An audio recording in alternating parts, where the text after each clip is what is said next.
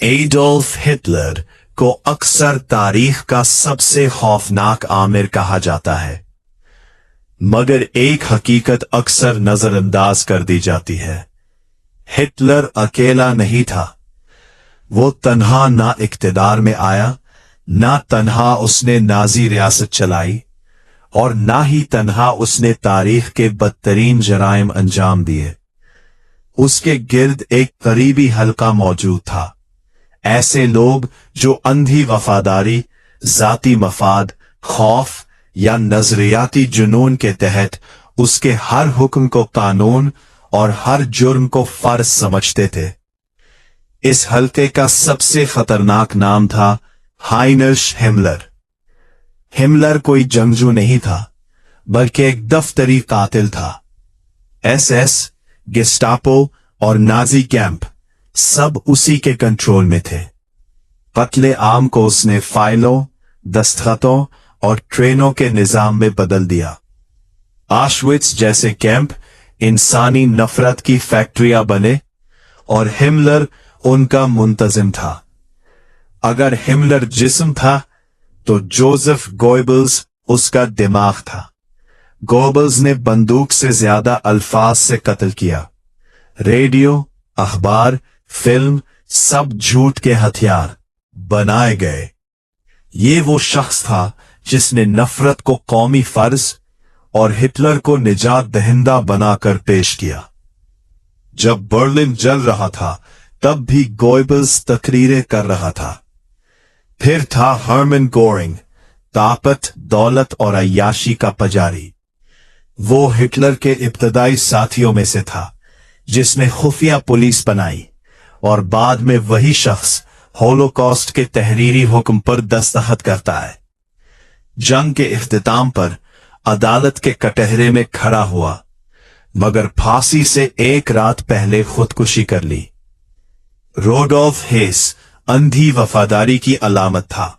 Hitler का नायब जो किस्मत, सितारों और तकदीर पर यकीन रखता था, अकेला तैयारा लेकर बर्तानिया पहुंच गया, ये समझते हुए कि वो तारीख बदल देगा। नतीजा जिंदगी भर कैद और मुकम्मल तन्हाई। पर्दे के पीछे सबसे ताकतवर शख्स था मार्टिन बोरमैन। वो कम नजर आता था, मगर हिटलर तक पहुंचने का वाहिद रास्ता वही था।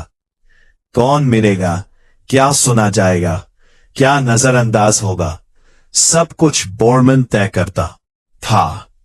वो हिटलर की दुनिया को आहिस्ता आहिस्ता बंद और इंतहा पसंद बनाता गया।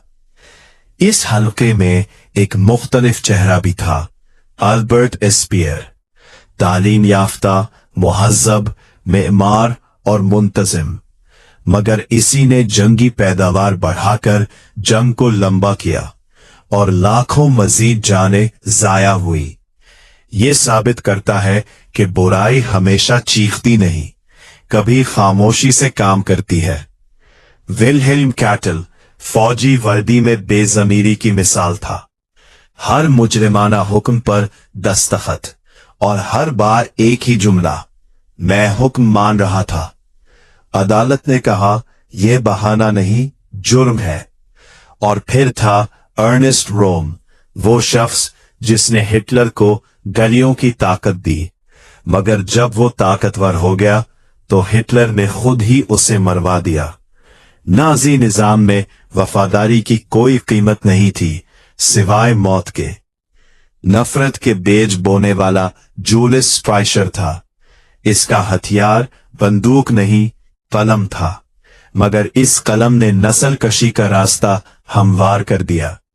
क्या आखिर में एवा ब्राउन, जो इक्तिदार में शरीक नहीं थी मगर सब कुछ जानती थी, खामोशी इख्तियार की और आखिर तक साथ निभाया। ये तमाम लोग मुख्तलिफ थे, मगर एक चीज में यकसा थे, उन्होंने सोचना छोड़ दिया था। और जब इंसान सोचना छोड़ दे तो तारीख कत्लगाह बन जाती है।